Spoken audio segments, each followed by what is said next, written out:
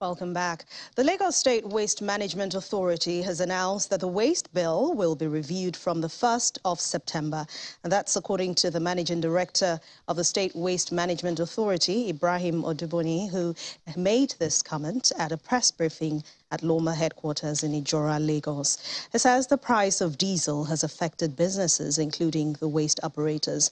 Well, joining us now in the studio for more on the waste management in Lagos State is himself, the Managing Director of Lagos State Waste Management Authority, Mr. Ibrahim Oduboni. Thank you so much for joining us on News Across Nigeria. Well, this news broke and everyone was like, what?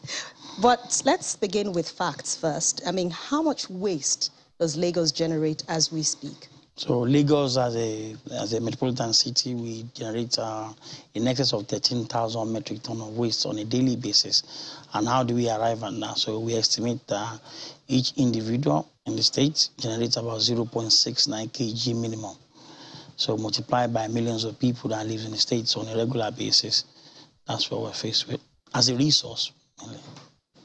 Now, with that huge number or huge amounts that you have measured now, how have you been able to manage waste in the state for years now? I think over the years, you can see the effort that the private sector participants under the group called Association of Waste Managers of Nigeria, Lagos Chapter, and what they've done over the years are PSPs. So we've seen a lot of growth in them from time to time. So the number over the last 3 years have grown down to about 437 active PSPs, covering all the 377 wards that we have in the states. And we've also seen a significant increase in the number of assets that they are deploying. So prior to the current administration of Adeson, prior to the administration, they have about 600 trucks among themselves. But now they can boast about 1,100 trucks among themselves, supported by the ones we have as a regulator to use for palliative measures as well. So there's a lot of increase in resource and the manpower that we put into this, the evacuation of the 13,000 metric tons on a daily basis. But the challenge there now is things like diesel. We know that 100% of our trucks are diesel powered, while we continue to look into the future and look at dual fuel, CNG, gas, and coal. But let us address what we have now. How do we ensure that proper service is delivered? All our PSP are not going concern, going by the fact that they've trusted them over the last 27 years plus.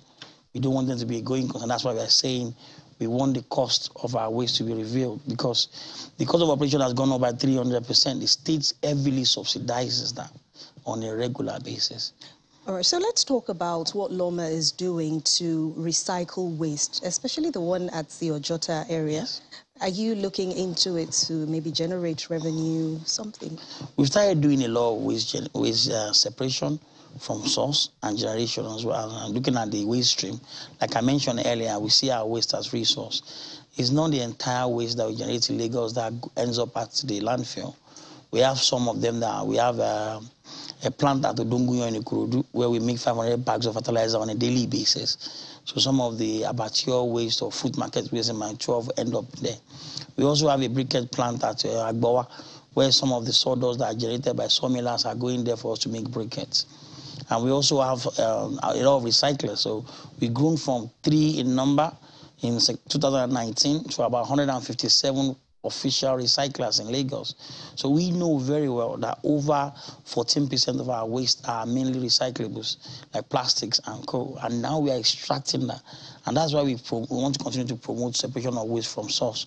But for that to work, tenements in Lagos, we need to change a lot of our attitude. We really need to change it. Because this plastic can live up to 400 years before they decay. So how do we do it? To protect the generation to come, our climate change challenges as well, we need to ensure that we are separating our waste also from source and using a two-bin system. At the beginning of this interview, you talked about collaborations. You have lots of equipment and all that. But recently, we've been seeing lots of waste on the roads in Lagos. What's going on? So for that, we had a little period that we had some challenges in terms of our disposal sites. But with the appreciation of the support from the State Executive Council, led by Mr. Babajide Sanwo-Olu, we've been able to rehabilitate all our 5 dump sites. So the rehabilitation is ongoing, and then you can see that that's started disappearing over time, and that's what we are addressing during the press conference, to reassure Lagosians that it is very necessary for us to rehabilitate these dump sites. But when you see unforeseen 4 days rain come down in one day, consecutively for about 7 days, there will be an impact. So we had a very massive impact, but to mitigate against that and prevent it happening in the future, we need to ensure that extensive rehabilitation is done to our landfill. But more importantly, indiscriminate dumping of refuse is something we should all avoid, because it's an environment we have to look after it. But how much were Lagosians paying for waste disposal, and how much are they to pay beginning from the 1st of September? So, like we said, we said up to 50% increase. There will be some areas where the increase will not be necessary, because waste is variable. I might live in a flat on my own. You might live in a flat on your own. The waste you generate depends on our lifestyle. So people's lifestyle, they actually says the difference. You might generate enough waste to warrant two times a week collection, but our minimum standard is once a week collection. So if you don't want more than that, or you're using a bigger receptacle, or the amount of waste, or the type of waste, so it's not so. But can you give us figures? I mean, people generate different sorts of it, but for example, someone who pays 5,000 naira a month, what is the person to pay starting from September the 1st? Yeah, so if you look at it, it's not, like I said to you, it's not a generic amount. So for example, a place where you pay 5,000 naira a month, it might be that your bill goes to 6,000, which is now up to 50%. It might be that it goes to 5,500. It might be that it goes to 7,500, depending on the area and the discussion. So that's why we said the CDCs, the CDAs, land association, and the residential associations are going to be brought into this conversation. It's not that we're going to, the PSPs will serve a bill. LOMA as a regulator will be there to mediate. So whenever there is a disagreement, we come in and look at the fair price for the... And there's also a possibility that some might not have to change what they're paying. There's a very high possibility that some might not have to change. That's why we've set up a contact center. So we have a contact center of 10 people. They work in shifts to cover anything that can come in between that period. But there'll be places where there'll be no change. And anyone that's made a review, any PSP that's had a review in the last 3 months, prior to now, will not be doing a review as well. All right. So, is there a penalty for defaulters? And why this increase first? Because that's what a lot of people want to know. The major reason for the increase is the cost of operations. So, for example, this has gone from January this year, 235. Now we're saying between 800 and 850. So that's almost more than ×3 of the value of it. Then also you look at the cost of some of the spare part of all these trucks are imported. So majority of the foreign exchange rates gone up from January. You can compare what dollar is now. So if you stay the same, what's going to happen to all these trucks? What's going to happen to all those people that are doing business? What's going to happen to all the people that are in that value chain?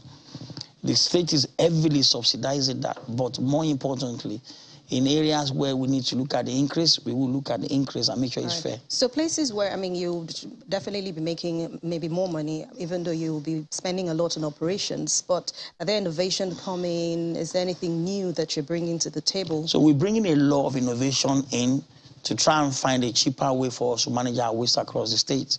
So first of it is for us to containerize our waste, ensure that everybody have a bin in their household. That's why we said from the 1st of October, if you don't have a bin in your household, we'll be serving you a notice to confirm that you need to have a bin before the 1st of January. And by 1st of January, we start enforcing that.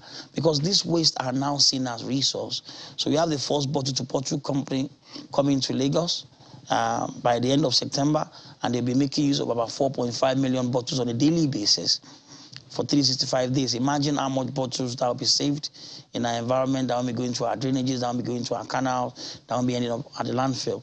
So we need to promote things like that. And when we containerize our waste, it's much more of a useful resource rather than having it being dumped somewhere or having waste with everywhere. We're also looking at waste to energy facility.